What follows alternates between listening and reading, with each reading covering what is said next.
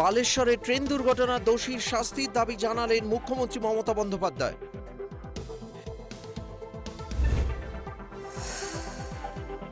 একশো দিনের আবাসের কাজের টাকা নিয়ে কেন্দ্রকে আক্রমণ অভিষেকের।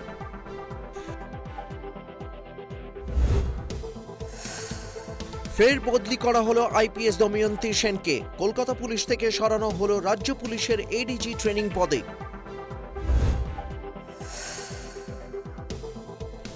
দিল্লির পর এবার লখনৌ, ফের কোর্ট চত্বরেই গ্যাংস্টার খুন।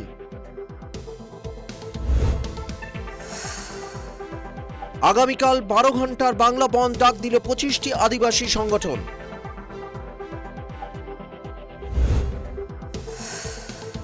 আবার উল্টে পাল্টে ছড়িয়ে ছিটিয়ে গেল ট্রেন, লাইনচ্যুত 15টি বগি। এবার ঘটনাস্থল আসাম।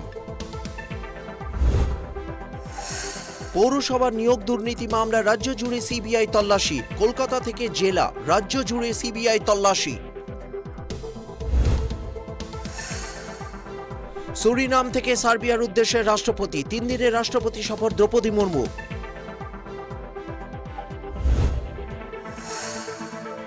পৌর নিয়োগ দুর্নীতি তদন্তে রাজ্য জুড়ে সিবিআই, রাজনীতির অভিযোগ ফিরাদ হাকিমের।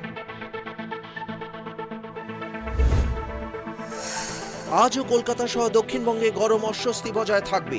তাপমাত্রা বাড়বে উত্তরবঙ্গেও। আপাতত বৃষ্টির সম্ভাবনা নেই।